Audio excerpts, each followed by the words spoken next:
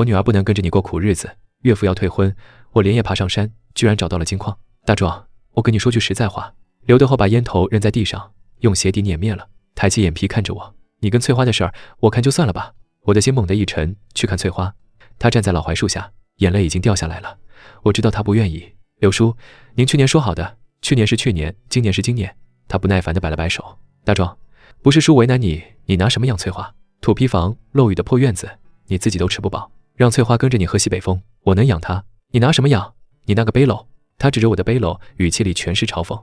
大壮，叔给你指条明路，你今天要是能找到像样的野山参，跟翠花的事还有商量。要是找不到，你也别回来了，直接去城里打工吧，别在村里耽误翠花了。说完，他转身就走，连看都没再看我一眼。翠花跑过来，抓住我的手，眼泪砸在我手背上。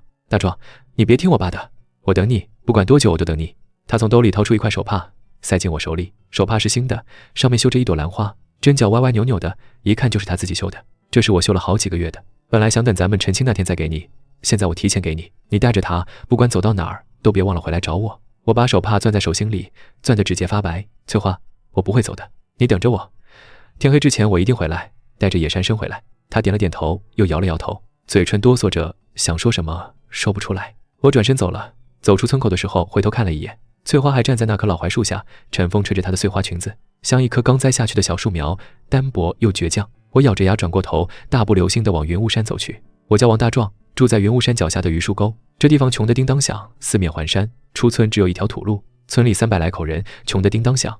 我爹死得早，娘拉扯我长大，5年前也走了，剩我一个人住着3间漏雨的土坯房，靠着祖传的采药手艺混口饭吃。但村里人从不高看我一眼，除了翠花。翠花是刘德厚的闺女，比我小2岁。小时候村里孩子都不爱跟我玩，因为我穿就破，身上总有股草药味儿。只有翠花不嫌弃我，每次从家里偷了鸡蛋红薯，都会跑到我家来跟我一人一半。有一年冬天，我发高烧，烧得人都迷糊了。村里没有卫生所，最近的药铺在镇上，要走20里山路。翠花一个12岁的小姑娘，硬是摸黑走了20里雪路去给我抓药。她到我家的时候，鞋子都磨破了，脚上全是血泡，但她一个字都没提，就蹲在灶台边给我熬药。那碗药苦得要命，但我一口都没剩。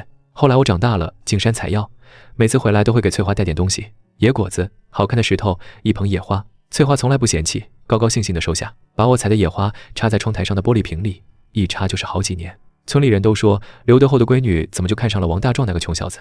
说实话，我自己也想不明白，但翠花就是这么个人，认准了的事儿，9头牛都拉不回来。去年开春，翠花跟他爹提了我们俩的事儿，刘德厚当时没吭声，回去想了好几天，最后点了头。但点了头之后，提了一个条件，要我在云雾山上找到一株品相好的野山参，拿回来给翠花她娘泡酒补身子。大壮，你在山上采了10年药，找一株好生不难吧？刘德厚当时笑呵呵地拍着我的肩膀，找到参，你跟翠花的事儿就定了。叔说话算话，我知道他是故意刁难我。野山参这种东西，3年5年碰不上一株，品相好的更是可遇不可求。但为了翠花，我没犹豫，当场就答应了。这1年多来，我每次进山都在找，翻遍了云雾山的犄角旮旯，连个参影子都没见着。今天是农历7月初3，天没亮我就起来了。前一天下了场暴雨，山上肯定会长出新东西。我打算往云雾山北面的老林子里走远一点，那片地方太闲，平常没人去，药材应该没被采过。走之前就碰上了村口那一出。我攥着翠花给的手帕，翻过2道山梁，穿过一片白桦林，趟过一条齐腰深的溪水，不到2个时辰就到了云雾山北坡脚下。抬头一看，雾气还没散，缠在半山腰上，像一条灰白色的裹脚布。我沿着干涸的石沟往上爬，手里的柴刀不停劈开挡路的荆棘，越往上走，林子越密，光线越暗，头顶的树叶把天遮得严严实实。走了大约1个时辰，我在一棵老松树底下发现了一丛灵芝，品相一般，但也能卖几10块钱。我蹲下来，小心地割下来，放进背篓，正打算继续往上走，余光扫到松树根旁边有一簇很矮的绿色叶子，我的心跳漏了一拍。那叶子的形状像一把小扇子，边缘有细密的锯齿，颜色是墨绿色的，上面还挂着露珠。野山参，我采了10年的药，一眼就认出来了，这不是普通货。光看那叶子的大小和颜色，底下的人参至少长了20年。我放下背篓，从腰上解下小锄头，趴在地上开始挖。挖野山参是个细活，不能伤到根须，伤一根价钱就掉一半。我一锄一锄地刨土，手指抠进泥里，小心翼翼地把周围的碎石和腐殖土清开。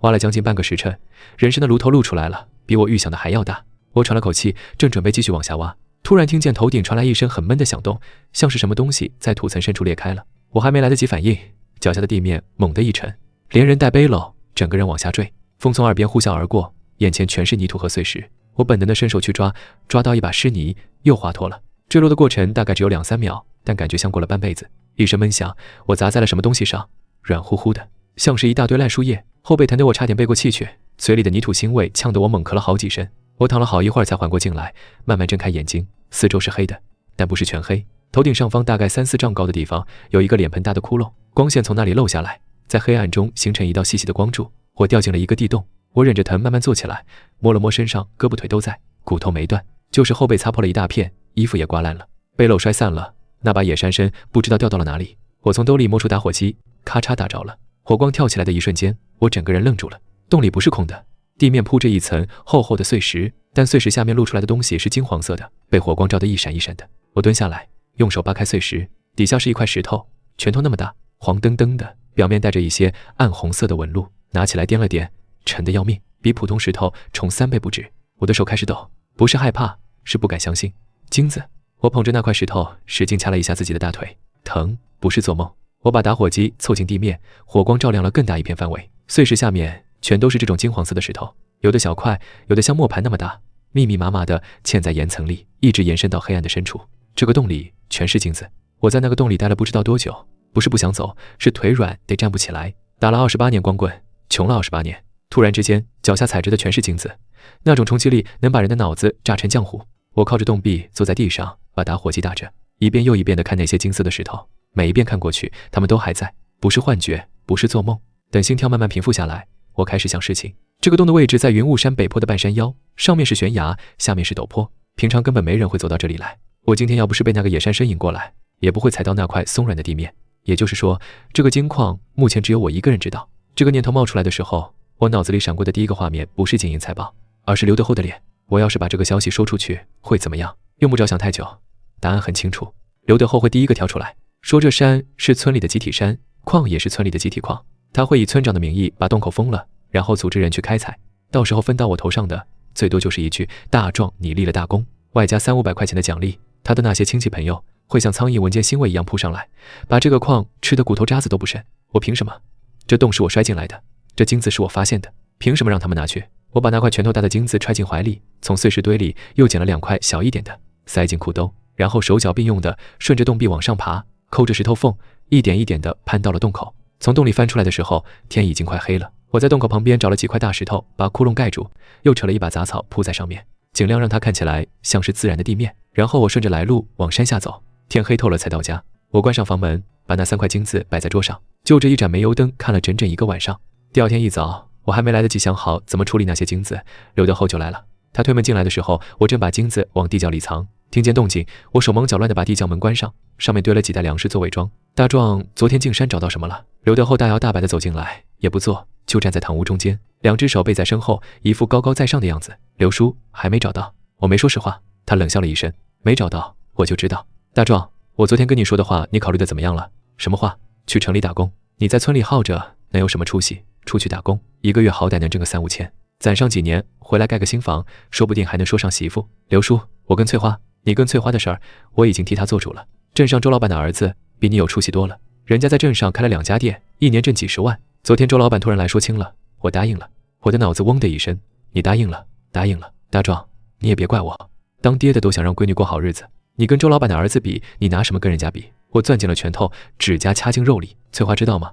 翠花那边我会跟她说，你以后别去找她了，免得让人说闲话。我盯着刘德厚的眼睛看了足足5秒钟，他也看着我，眼神里没有一丝愧疚，甚至还有那么一点得意，好像把我踩在脚底下能让他觉得特别舒服。刘叔，您昨天说我找到野山参，您就再给我一次机会。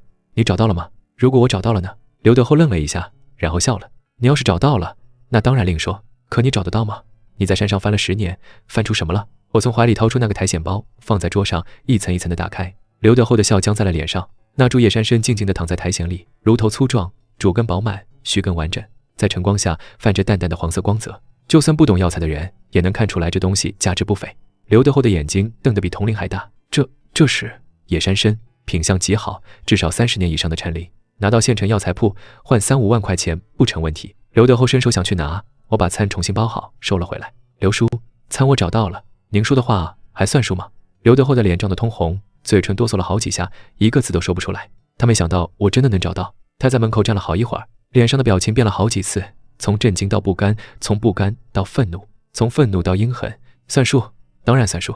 他挤出一个笑容来，但那笑容比哭还难看。大壮，你有本事，叔小看你了。你跟翠花的事儿，叔不拦了。他说完转身就走，走到门口又停下来，回头看了我一眼。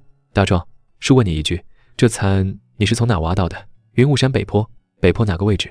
刘叔，这个不方便说。采药人有采药人的规矩，蚕源地不能告诉外人。他的眼神暗了一下，没再说什么，推门走了。我站在堂屋里，看着他的背影消失在院门外，心里跟明镜似的。他不是真的不拦了，他是在打别的主意。刘德厚走了没多久，翠花就来了。他进来的时候眼睛还是红的，手里提着一个篮子，篮子里装着几个鸡蛋，一块腊肉，一坛腌菜。大壮，我给你带了点吃的。他把篮子放在桌上，低着头不敢看我。你昨天进山一天，肯定没好好吃饭。翠花，你爹刚才来过了。他的身体僵了一下。他说什么了？他说你答应了镇上周老板儿子的亲事。翠花猛地抬起头，眼中一下子泛起水光。我没有，我根本不知道这事儿。他昨天回去跟我提了一句，我当场就拒绝了。他说我不懂事，我说就算打死我，我也不嫁。大壮，你相信我，我不会嫁给别人的。他说着说着，眼泪就掉下来了，一串一串的，像断了线的珠子。我走过去，从兜里掏出那块手帕，他昨天给我的那块绣着兰花的手帕，递给他擦眼泪。我相信你。他接过手帕，擦了擦眼泪，又把手帕攥在手心里，像攥着什么宝贝似的。他吸了吸鼻子，声音软软的。大壮，你还记得小时候吗？有一年冬天，我掉进冰窟窿里，是你跳下去把我捞上来的。那水那么冷，你冻得嘴唇都紫了，还把自己的棉袄脱下来给我披上。你自己回去发了好几天的高烧，差点烧成肺炎。你还好意思说那次你掉下去之前，我喊了你3遍别往冰上走，你不听。我那时候小嘛。他破涕为笑，用小拳头捶了我一下。但你跳下来救我的时候，我就想，这个人我以后一定要嫁给他。我看着他，心里酸酸胀胀的，说不上是什么滋味。翠花就是这样一个人，她认准了的事儿，谁都没办法让她改。小时候认准了要嫁给我，长大了还是认准了要嫁给我。不管他爹怎么逼她，不管村里人怎么说她，她就是不松口。我王大壮何德何能摊上这么一个好姑娘？翠花，你等着我，我等你。用不了多久，我会让你爹心甘情愿的把你嫁给我。他看着我，眼睛里亮晶晶的，有泪光，也有信任。我知道你从来不说大话，你说到的事情一定能做到。翠花走了之后，我把地窖里的金子拿出来，重新清点了一遍。3块矿石，最大的一块拳头大，最小的一块鸡蛋大。我不知道能提炼出多少金子，但光看成色，应该不会少。第二天一早，我揣着那块最小的矿石，骑着我那辆破摩托车去了县城。县城的金店在十字街口，叫宝瑞祥。我进去的时候，柜台后面的小姑娘看我穿着一身破衣服，鞋上全是泥，眼皮都没抬一下。收金子吗？我问。她抬了抬眼皮，扫了我一眼，语气很冲。收是收，你有多少？我从兜里掏出那块矿石，放在柜台上。她的眼神变了。店里一个老师傅听见动静，从后面出来，戴上老花镜，把那块矿石看了又看，又用仪器测了纯度。他抬起头看我的时候，眼镜片后面的眼睛亮得跟灯泡似的。小伙子，这矿是哪来的？祖上传下来的，家里老房子拆了从墙缝里翻出来的。老师傅盯着我看了好几秒，没再追问。他报了价，这块矿石能提炼出大概320克纯金，按当天的金价给了我11万6千块。11万6千块，我兜里从来没装过超过3000块钱。接过那大钱的时候，我的手在抖，但我咬着牙，没让自己露出太多表情。出了金店，我在县城里转了一圈，买了几样东西，一把新柴刀，一个强光手电筒，一捆50米的尼龙绳，还有一个双肩背包。回家的路上，我骑着我那辆破摩托车，风吹在脸上，脑子里转的全是同一个念头：这个矿不能让别人知道，但光靠我一个人也挖不出来。我需要人手，需要工具，需要把矿石变成钱的完整链条。而这一切都需要一个前提，在榆树沟站稳脚跟。在榆树沟，刘德厚说了算，他能封我的路，能断我的水，能在村委会上一拍桌子就定下规矩。我要想保住这个矿，就必须拥有比刘德厚更大的影响力，或者干脆取代他。这个念头一出来，我自己都吓了一跳。但当我把摩托车停在村口，看见刘德厚站在小卖部门口跟人聊天时，那种高高在上的神态，我心里那点犹豫一下子就散了。凭什么呢？凭什么他就能骑在所有人头上？我王大壮这辈子不会再让任何人踩在脚下。接下来的1个月，我像上了发条一样，白天正常上山采药，进山之后绕到洞口跳下去挖矿石，晚上天黑透了才回家，把矿石藏在地窖里，攒够一批就去一趟县城。一个人干进度很慢，1个晚上拼死拼活也就能凿下来200-300斤矿石，换成钱大概2万多块。2万多块听起来不少，但放在一个金矿面前，连9牛1毛都算不上。每次去县城，我都会去找周师傅，就是宝瑞祥那个老师傅。他看我隔3差5就拎着矿石来，心里肯定有数，但一直没多问。直到第4回，他把我叫到后面的小办公室里，关上门，泡了杯茶。小伙子，我跟你说句实话，你这矿石的品味不是祖上传下来的东西能有的，这是新鲜开采的原生矿石，断面上连氧化层都没形成。你是发现了矿脉吧？我心里咯噔了一下，但脸上没露出来。周师傅看我沉默，摆摆手，你不用告诉我地方，我也不想知道，但我得提醒你几句。第一，你一个人挖不出个名堂。第二，没有合法的手续，你挖出来的矿石就是黑矿，卖给我，我也不敢大量收。第三，这种事情瞒不了多久，一旦被别人发现，你连渣都捞不着。他说的对，我这1个月挖出来的矿石换了将近50万块钱，50万在榆树沟已经是天文数字了，但放在一个金矿面前，连9牛1毛都算不上。我需要一个合法的身份，一个能把矿变成钱的正当渠道。周师傅，您说的对，我会想办法。你有什么办法？先把面上的事情做起来，搞一个养殖项目，用养殖当掩护，明面上搞产业，暗地里挖矿。你这脑子转得够快的，穷怕了，不转不行。从县城回来的路上，我在镇上的5金店买了10把新锄头，10把铁锹，又去粮油门市拉了5袋大米，10桶油。回到村里，我挨家挨户的敲门。第一户是隔壁的王大娘，她男人死得早，一个人拉扯2个孙子。王大娘，这是2袋米，1桶油，您拿着。王大娘愣在门口，接过东西的时候手都在抖。大壮，你这是你中彩票了？没有，搞了个养殖项目，赚了点小钱。您以后要是缺什么，跟我说。第二户是后街的张叔，他去年在工地上摔断了腿，到现在走路还一瘸一拐的，家里揭不开锅。张叔，这是2袋米，1桶油。另外，我那个养殖项目过阵子要招人干活，您要是身体方便，来给我帮帮忙，1天150，管饭。张叔的眼睛一下子亮了。大壮，你说真的？真的。第3户、第4户、第5户，我一家一家地送，一口气送了20几户，全是村里最穷、最需要帮助的人家。消息像长了翅膀一样在村里传开了。等我从最后一家出来的时候，村口小卖部门口已经围了一堆人。刘德厚坐在人群中间，手里夹着一根烟，表情不太好看。大壮，你发财了。不算发财，就是手里宽裕了点，给乡亲们送点东西。刘德厚把烟头掐灭在鞋底上，站起来走到我面前。他比我矮半个头，但仰着脖子看人的时候，气势一点不输。大壮，你给大伙送东西，这是好事，但我得提醒你一句，你那个养殖项目的手续还没办呢，你现在就把钱往外撒，不怕到时候项目黄了？刘叔，项目黄不了。哦，你这么有把握？我看着他笑了一下。刘叔，你要是方便的话，村里能不能给我出具一个承包领地的证明？大伙都等着我项目开工了，好去干活呢。周围的人一下子安静了，所有人的目光都落在刘德厚身上。他愣了一下，脸上的表情变了好几次，最后挤出一个笑容来。开，当然开，明天我就给你开。我点了点头，转身走了。走出10几步远的时候，听见身后有人在小声议论：大壮这回是真要干大事了。可不是嘛，人家有本事，不像有些人当了20年村长，村里还是穷得叮当响。我没回头，但嘴角弯了一下。第二天一早，我正准备出门去镇上办手续，发现院门外面放着一个篮子，篮子里装着几个白面馒头、1碟咸菜、1壶热豆浆，篮子上面压着一张纸条，纸条上歪歪扭扭的写着几个字：大壮记得吃早饭。是翠花的字。我拿起馒头咬了一口，还是温的，他肯定天没亮就起来蒸的。我端着豆浆站在院子里，一边喝一边想，这辈子要是辜负了翠花，我王大壮就不配做人。喝完豆浆，我把篮子洗干净，装了几个昨天从镇上买的苹果给翠花送过去。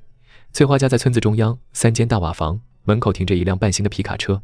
我到的时候，翠花正在院子里洗衣服，看见我来了，赶紧在围裙上擦了擦手，跑过来：你怎么来了？被我爹看见又要说我了。给你送篮子，苹果是给你的。他接过篮子，看见里面的苹果，眼睛弯成了月牙。你买的？昨天去镇上顺便买的。你骗人，你才不会顺便买苹果，你肯定是专门给我买的。他抱着篮子，笑得像个偷吃了糖的小孩。大壮，你对我真好，就这几个苹果就叫好了。以后我给你买1车，我不要1车，我就要你平平安安的就行。你每次进山我都担心得要命，就怕你出事儿。大壮，你别太拼了，钱够花就行。没事，我命硬，命硬也不能这么糟蹋。他抬起头看着我，眼眶有点红。你知道吗？你上次进山那天，我一整晚都没睡着。我爹跟我说了那些话，我气得哭了一宿，又担心你在山上出事儿，又怕你真的不回来了。第二天一早，我就去村口等你，等了2个多时辰，才看见你从山上下来。我伸手摸了摸他的头，就像小时候一样。翠花，你放心吧，为了你，我也会好好活着。他的脸一下子红到了耳根，低着头不说话。你快走吧，一会儿我爹回来了，看见你又要念叨。行，我走了，你照顾好自己。他点了点头，又突然拉住我的袖子。大壮，你等一下。他从屋里跑出来，手里拿着一个布包，塞进我手里。这是什么？我攒的私房钱3000多块，你搞养殖项目要用钱，你先拿着用。我把布包推回去，我不要你的钱，你自己留着。他急了，眼眶又红了。你拿着，你要是不拿，我就生气了。我看着他的样子，心里又酸又暖，最后把布包收下了。行，我拿着，等赚了钱，我10倍还你。他擦了擦眼睛，我不要你还，我就要你过得好。养殖项目的手续办得还算顺利，但刘德厚的态度越来越奇怪了。他表面上支持我，但每次我找他办事，他都拖拖拉拉的，总要找各种理由推三阻四。承包林地的证明拖了1周才开，开完之后还不忘补一句：大壮，你这项目要是做不起来，可别怪叔没提醒你。我不理他，该干什么干什么。修路的施工队进场了，从山脚到北坡半山腰3公里的石子路半个月就修通了。2个养殖大棚也搭了起来，钢结构的架子在太阳底下闪着荧光，从远处看过去，气派的不像是一个穷山沟里该有的东西。村里人没事就跑到工地来看热闹，指指点点的议论：大壮这回是真下本钱了，光这2个棚子就得几10万吧？人家有本事，不服不行。哎，你们说这棚子搭起来之后，大壮会不会招人干活？我听说他之前跟张叔说过，1天150管饭。那可不，我都跟大壮说好了，过2天就去上工。刘德厚也来看了几回，他站在路边，双手叉着腰，看着那2排崭新的养殖大棚，脸上的表情很复杂。有一次他正好碰见我，主动走过来跟我说：大壮干得不错，叔当初没看错你，谢谢刘叔。对了，你那个路从村口到山脚这一段用的是村里的集体路面，按理说你要用这段路运材料，得给村里交点使用费。我看着他没说话，不多，1年2万，算是给村集体的贡献。1年2万，这个数目不大，但我心里清楚，他这不是在收路费，他是在试探我。行，刘叔，2万就2万，明天我送到村委会去。他愣了一下，大概没想到我答应的这么痛快。那行，明天我让会计给你开收据。他转身走了，走出几步，又回头看了一眼那些大棚，眼神里有一种我说不清楚的东西，像是羡慕，又像是忌惮。养殖项目的表面工程轰轰烈烈地进行着，但真正要紧的事情都是在夜里做的。每天晚上天黑之后，我就一个人摸到北坡的矿洞里，借着强光手电的光，一锤一锤地凿矿石，凿下来的矿石装进编织袋，一袋一袋地码在洞壁旁边，攒够20袋就用小推车运到洞口外面，一个隐蔽的土坑里用油布盖好。一个人干，进度还是慢，我需要人手，但不能随便招人，招的人必须绝对可靠，嘴要严，手要稳，见了金子不能红眼。我第一个想到的是张叔，张叔这个人老实本分，话不多，去年腿断了之后一直在家闲着，穷得快揭不开锅了。我借过他3000块钱给他老伴做手术，他一直记着这份情。第2天晚上我去了张叔家，张叔，我有一件事要跟您说，这件事说了之后，您要是觉得干不了，就当没听过，您要是愿意干，从今往后我吃肉，您绝对不会只喝汤。张叔看我表情严肃，把门关上了。我把矿洞的事情一五一十地跟他说了。他听完之后，坐在板凳上愣了好几分钟，脸上的表情从震惊到不幸，再到震惊，来回变了好几次。大壮，你说的是真的？我从兜里掏出一块拳头大的金子，放在他面前的桌子上。他伸手摸了摸那块金子，又拿起来掂了掂，放下的时候手在发抖。大壮，这是要掉脑袋的事啊！张叔不偷不抢，山是无主的山，矿是无主的矿，谁先发现，谁先开采，那就是谁的。他沉默了很久，你打算怎么办？我需要人手。您在村里威望高，认识的人多，帮我物色几个信得过的，要那种嘴严的，肯干活的，不贪心的，每人1天300块，管3顿饭，干得好年底有分红。张叔想了半天，点了点头。行，我给你找人，但我先说好，要是出了事，你可不能把我卖了。张叔，您放心，出不了事。3天之后，张叔给我带来了5个人，他自家兄弟张德厚，村东头的刘老根，后街的陈大勇，还有2个从隔壁村过来的远房亲戚，5个人加上我和张叔，7个人。7个人分2班，白天干养殖项目的表面活，晚上进洞采矿。白天的活计是给全村人看的，晚上的活计才是真正赚钱的。矿洞里的开采速度一下子提了上来，原来我一个人一晚凿300-400斤，现在7个人轮班干，一晚能凿2000多斤。矿石堆在洞口外面的土坑里，攒够1吨就用3轮车趁着夜色拉到镇上，转包1辆小货车送到县城。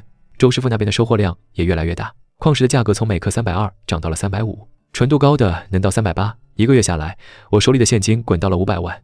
500万放在以前，够我在榆树沟舒舒服服的过一辈子，但我没有停，我把这些钱重新投进了养殖项目，扩大规模，修更好的路，建更先进的养殖大棚，买更好的种苗和设备。表面上看，我在搞一个年产值上千万的现代化养殖基地，实际上我在用养殖项目当掩护，光明正大的把地下的金子变成地上的钱。事情开始起变化，是在养殖项目开工后的第3个月。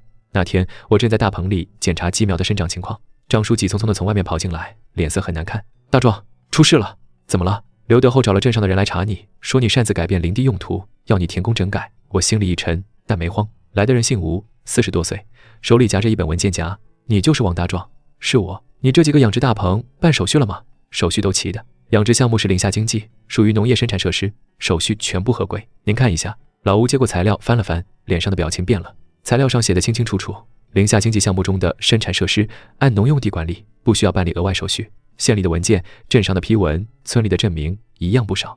他合上文件夹，干咳了2声。材料没问题，但有人举报你擅自开挖林地，这个我们还是要核实一下。开挖林地的事我有许可，去年就办好了，审批文号在这里。我又递过去一份文件，老吴接过去一看，脸色彻底变了。他转过头看了一眼跟在他身后的刘德厚。刘德厚站在大棚门口，脸上的表情僵住了。老刘，你说人家手续不全，这手续明明全得很嘛。老吴的语气有点不高兴。刘德厚张了张嘴想说什么，但最终什么都没说出来。老吴把材料还给我，态度客气了不少。李老板，你的手续没问题，是我们工作不到位，给你添麻烦了。没事，您也是履行职责，改天我请您吃饭，客气客气。老吴带着人走了，刘德厚还站在大棚门口，脸上的肌肉一跳一跳的。大壮，你行。他从牙缝里挤出这几个字，转身走了。张叔走到我身边，压低声音说：大壮，刘德厚这个人记仇，你今天让他丢了面子，他肯定不会善罢甘休。我知道，那咱们怎么办？继续干，他出什么招，我接什么招。刘德厚的第2招来得比我预想的快。第2天一早，翠花来了，她没穿裙子，没化妆，眼睛肿得像2颗桃子。一进门就坐在院子里的石凳上，低着头不说话。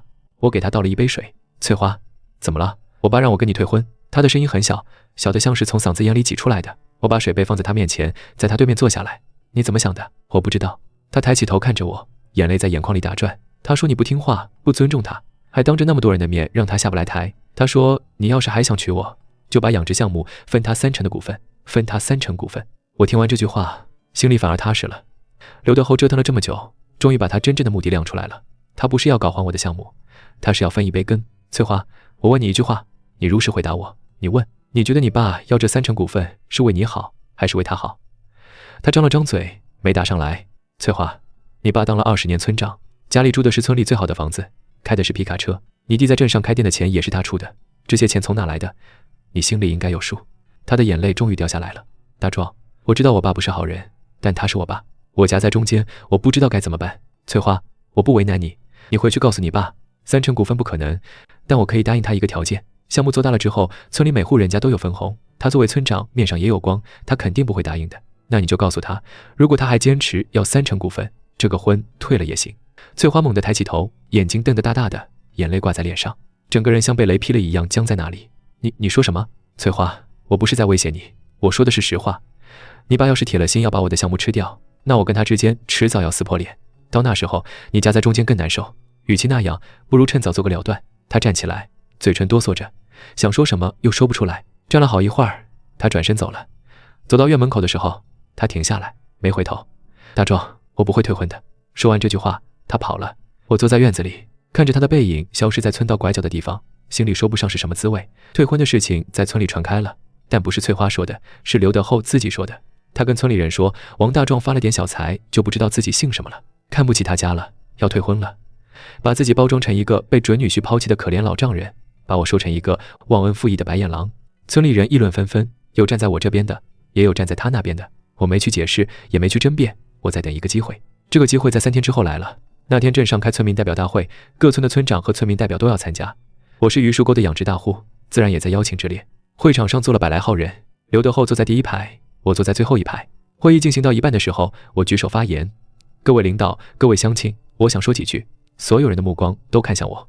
我在榆树沟搞了一个养殖项目，投了不少钱，也招了不少乡亲干活。这个项目是合法的，手续齐全的，大家有目共睹的。我顿了顿，看了一眼刘德厚的背影，但有人想分我的股份，分不到就搞破坏，找人来查我。查完了发现我手续齐全，又让闺女来跟我说退婚。我就想问一句，凭什么？会场里炸了锅。刘德厚猛地转过头来，脸涨得通红。王大壮，你血口喷人。刘叔，我是不是血口喷人，您心里清楚。我看着他，声音不大，但全场都听得见。您闺女亲口跟我说的，您要3成股份，不给就退婚，这话是您说的吧？刘叔，我跟您说句实在话，这个项目我1分钱的股份都不会给任何人，但村里每户人家只要愿意，都可以参与分红，这是我王大壮对榆树沟的承诺。至于您，刘叔，您是村长，您要是有本事带着大家致富，您尽管干，我王大壮绝不挡您的路。全场鸦雀无声，刘德厚站在第1排，像一根被雷劈过的木桩子，一动不动。散会之后，刘德厚第一个冲出了会场。我收拾好东西往外走的时候，一个我不认识的干部叫住了我。我停下来，王大壮，你等一下，你那个项目做得不错，好好干，别的事不用多想。我点了点头，没多说什么。刘德厚在会场上被我当众揭了老底之后，消停了一阵子。他不来我家了，不在村里说我的闲话了，甚至看见我都绕着走。我知道他不是认输了，他是在观察风向，但我不在乎他观不观察，我的事情太多了，没工夫陪他玩。养殖项目在扩大规模，矿洞那边也在扩大开采，每天都有干不完的活。张叔那5个人已经不够用了，我又招了10几个人，分成了3班倒。矿洞里的开采量翻了2倍，周师傅那边也扩大了收获规模，他帮我联系了省城的几个大客户，矿石的价格涨到了每克400块，我手里的现金已经滚到了2000万。2000万！1年前我还是一个住在漏鱼土坯房里的穷光蛋，1年后我是榆树沟最有钱的人，但我不敢松一口气，因为我知道钱越多，盯着我的人就越多。刘德厚不来惹我了，但保不齐还有别人。转机发生在一个下雨天，那天晚上雨下得很大，我一个人坐在堂屋里吃晚饭，忽然听见院门被拍得砰砰响，我打开门，雨水浇进来，门外站着一个人，浑身湿透了，像个落汤鸡，是刘德厚。他的声音在发抖，不知道是冷的还是怎么的。大壮，叔求你个事。我看着他没说话。翠花发烧了，烧到40度，人都迷糊了。村里的路被雨冲断了，车开不进来。你能不能想办法把他送到镇上去？我的心一下子揪紧了。翠花在哪儿？在家躺着。我转身冲进屋里，拿了车钥匙和一件雨衣，又翻出家里的退烧药和酒精。走。我骑上摩托车，刘德厚坐在后面，2个人冒着大雨往他家赶。到了刘德厚家，翠花躺在床上，脸烧得通红，嘴唇干裂，人已经迷迷糊糊的了。我用手摸了摸她的额头，烫得吓人。翠花，你听得到我说话吗？她迷迷糊糊地睁开眼睛，看见是我，嘴角动了动，说了一句含糊不清的话。我听清了，她说的是：大壮你来了。我的眼眶一下子就红了。我给她喂了退烧药，用酒精擦了手脚和腋下，又用湿毛巾敷在额头上，折腾了将近1个小时，体温才慢慢降下来。刘德厚站在旁边，手足无措地看着，帮不上什么忙。等翠花睡安稳了，我才从她房间里出来。刘德厚站在堂屋里，身上的雨水还没干，低着头，像一颗被霜打了的茄子。大壮，叔对不起你。他的声音很小，小的差点被雨声盖住。我没说话。叔不该逼你，不该要你的股份，不该到处说你的坏话。他抬起头看着我，眼眶红红的。叔是个混蛋，叔对不起你，更对不起翠花。刘叔，您别说了，翠花好了就行。大壮，你跟翠花的婚事还算数吗？雨声哗哗的打在屋顶上，打在院子里，打在我心上。我看着刘德厚看了好几秒，算数。但刘叔，我有一个条件，你说以后我跟翠花过日子，您别掺和。刘德厚愣了一下，然后点了点头，眼眶里的泪终于掉了下来。不掺和了，叔再也不掺和了。翠花烧了一整夜，我和刘德厚轮流守着。后半夜的时候，翠花迷迷糊糊地醒了一回，看见我坐在床边，伸手抓住了我的手。大壮，你还在？我以为你走了。我在，我不走。他把我的手贴在自己脸上，闭着眼睛，嘴角弯着，像做了个好梦。刘德厚坐在堂屋里，隔着门缝看着我们，偷偷抹了一把眼泪。天快亮的时候，翠花的烧彻底退了。我给她熬了1碗粥，喂她吃了半碗，她又睡着了。我从房间里出来，刘德厚还坐在堂屋里，一夜没睡。大壮，你回去歇着吧，叔来看着。行，刘叔，翠花醒了，您给我打个电话。我走到门口，刘德厚突然叫住了我。大壮，那株野山参你还留着吗？留着干啥？拿去卖了换钱啊。那是好东西，能值好几万呢。我看着刘德厚，忽然笑了。刘叔，那餐是我答应翠花的，不管值多少钱，我都不卖，那是我的心意。刘德厚张了张嘴，想说什么，但最终只是点了点头。大壮，你是好样的，叔以前瞎了眼，没看出来。我笑了笑，推门走了。雨已经停了，天边露出一抹鱼肚白，云雾山的轮廓在晨曦中慢慢清晰起来，山顶上笼罩着一层薄薄的雾气，像一条白纱巾。我骑上摩托车往家的方向开，路上我想起了翠花说的那句话，我就要你平平安安的就行。这辈子能遇到翠花，是我王大壮最大的福气。翠花病好了之后，刘德厚像变了个人似的，他不再找我麻烦了，反而开始在村里帮我说好话。有人在他面前说我闲话，他就板着脸说：大壮是我女婿，你们少在背后嚼舌根。村里人都在背后笑他，说刘德厚这个老狐狸终于被王大壮收拾服帖了。但我不在乎他怎么变，我在乎的只有一件事，把合作社搞起来。那天晚上，我一家一家地走访村里的农户，不是去送米送油，而是坐下来认认真真的跟他们聊天。王大娘，您家里有几亩地？3亩，旱地，种玉米，1年收成不到2000块。如果我给您提供一个机会，不用种地，每年就能分到5000块钱，您干不干？5000块，大壮，你莫不是骗我？不骗您，我要把养殖项目做成合作社的形式，全村每户人家都可以入股，不用您出钱，您出地就行。您的3亩地入股合作社，每年保底分红5000块，项目赚了钱还有2次分红。真的，真的，我写合同，白纸黑字，按手印。王大娘不是第一个，也不是最后一个。我一共走访了村里67户人家，每一户都坐下来谈合作社的方案，谈入股的条件，谈分红的比例。方案很简单，全村每户人家以承包地入股合作社，合作社统一经营养殖和零下经济项目，每户每年保底分红5000元，盈利部分按股比2次分红。这个方案在村里引起了巨大的反响。榆树沟300多口人，人均年收入不到3000块。现在王大壮说什么都不用干，每年就能分5000块，这简直是天上掉馅饼。但有人不信。大壮，你说的好听，万一项目赔了呢？合同上写清楚，保底分红5000块，赔了也是我兜底。各位叔伯、大爷、大娘、大婶，你们出地入股，我出钱经营，赚了大家一起分，赔了我一个人扛。这话我说的，字我签的，手印我按的。谁要是觉得不放心，可以不参加，我绝不勉强。67户人家，63户当场签了合同，剩下4户是刘德厚的亲戚，他们不签，我不勉强。合同签完的第2天，我带着厚厚一沓协议书去了镇上。镇里的干部看完协议书之后，沉默了很久。王大壮，你这是要搞农村集体经济的样板工程啊？不只是样板工程，我是要让榆树沟的老百姓真正富起来。消息传到刘德厚耳朵里的时候，合作社的合同已经签完了。他站在自家院子里，把手里的茶杯摔了个粉碎。反了，反了！王大壮这是要架空我。他老婆从屋里跑出来，看着满地的碎瓷片，心疼的直跺脚。你摔东西有什么用？人家合同都签了，你能怎么办？我是村长，村里的地没有我的同意，谁也别想动。你醒醒吧，人家用的是农户自己的承包地，不是村集体的地。你有本事去把那些地收回来，你收一个试试。63户人家，你收得过来吗？刘德厚被这句话噎得半天说不出话来，但没过几天他就想通了。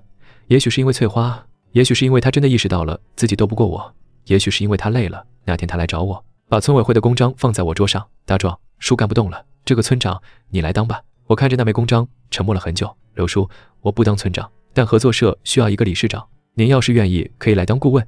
顾问是干啥的？就是不用干活，光拿钱的那种。刘德厚愣了一下，然后哈哈大笑起来。大壮，你小子会做人。合作社成立之后的第3个月，我跟翠花办了婚事，婚礼是在合作社的大院里办的，全村人都来了。流水席从中午吃到晚上，光杀猪就杀了8头。翠花穿了一身红嫁衣，脸上抹了胭脂，头上戴着红花，好看的不像话。拜堂的时候，刘德厚坐在高堂的位置上，眼圈红红的，偷偷抹了好几次眼泪。敬酒的时候，刘德厚拉着我的手，把我拉到一边，从兜里掏出一个红布包，塞进我手里。大壮，这是叔给翠花的嫁妆，你拿着。我打开红布包，里面是一张存折，存折上有50万。我抬头看着刘德厚，他不好意思地笑了笑。叔这些年确实攒了点钱，不干净，但也不全是不干净的。你拿去，给翠花好好过日子。我把存折还给他。刘叔，这钱您留着养老，翠花跟着我不会受苦。大壮，刘叔，我说真的，您的心意我领了，但钱我不能要，我有手有脚，养得起翠花。刘德厚看着我，眼眶又红了。大壮，叔这辈子做的最对的一件事，就是把翠花许给你。那天晚上酒席散了之后，我扶着喝多了的翠花回屋，她靠在我肩膀上，嘴里嘟嘟囔囔地说着醉话。大壮，你以后不许再进山了，太危险了。你要是有个3长2短，我也不活了。好好好，不进山了。你骗人，你每次都说好，每次都不听，这次真不进了。真的，矿都挖得差不多了，还进山干啥？他迷迷糊糊地抬起头看着我，眼神迷离。什么矿？没什么，你喝多了，快睡吧，大壮。我嫁给你了。嫁了，我好高兴。他说着说着就哭了，眼泪啪嗒啪嗒掉在我衣服上。我从12岁就想嫁给你，想了16年，终于嫁给你了。我把她抱紧在怀里，下巴抵在她的头顶上，闻着她头发上的香味，心里满满当当的。翠花，谢谢你。谢我什么？谢谢你等我。她在我怀里蹭了蹭，像只小猫一样。我不等你，还能等谁呢？1年后，云雾山金矿正式投产，矿区的名字叫云雾山金矿。但矿区的入口处立着一块很大的牌子，上面写着5个大字：榆树沟合作社。合作社的养殖项目从原来的2个大棚扩大到了20个，年出栏跑山鸡10万只，黑猪5000头。合作社的社员从63户扩大到了全村97户，每户每年的保底分红从5000块涨到了2万块。村里修了水泥路，通了自来水，装了路灯，村口那个破旧的小卖部拆了，原地建起了一栋3层楼的村民活动中心。刘德厚退休了，他现在每天的工作就是拎着个鸟笼子在村里遛弯，碰见谁都能聊半天。有人问他，他就摆摆手说不知道，那是人家大壮的，跟我没关系。但说这话的时候，他嘴角是往上弯的。翠花怀了孕，肚子一天比一天大。我每天从矿区回来，第一件事就是趴在她肚子上听动静，每次都被她一巴掌拍开。王大壮，你烦不烦？还没到时间呢，什么都听不见，但我每次都听得见，那是我这辈子听过的最好听的声音。那天夜里，我躺在床上，透过窗户看着云雾山的轮廓，月光照在山顶上，金灿灿的，像是山顶上也有一座金矿。我闭上眼，脑子里闪过1年前的那个夏天，刘德厚站在村口说要退婚，翠花哭着把手帕塞进我手里，我连夜上山，掉进那个满是金子的地洞。1年了，从穷光蛋到千万身家，从孤家寡人到一村之主，从被人欺压到开疆拓土。有人说我是运气好，才到了金矿，他们不知道，运气从来不是白来的，运气是给那些摔倒了1万次还愿意爬起来的人准备的，哪怕被人踩在脚底下也不肯认输的。运气是给那些在黑暗中一个人凿石头，一个人背矿石，一个人扛着所有压力往前走的人准备的。金矿会挖完，钱会花光，但这条路不会断，因为路是我用脚一步一步踩出来的。我翻身起来，走到窗前，推开窗户，夜风吹进来，带着云雾山上松树或泥土的气息。明天还要早起，矿区那边新开了一个采面，要去看看进度。合作社的养殖大棚要扩建，征地的事还要跟几户人家商量。事情一件接一件，永远赶不完，但我不嫌多，因为这每一件事都是我自己的事，这每一分钱都是我自己的钱，这片山，这方水，这个村子都在我的脚下。翠花在身后翻了个身，迷迷糊糊地嘟囔了一句：“大壮快睡吧，明天还早起呢。”我关上窗户，回到床上，轻轻搂住她。睡了。窗外月光洒在云雾山上，金灿灿的，像一座永远挖不完的金矿。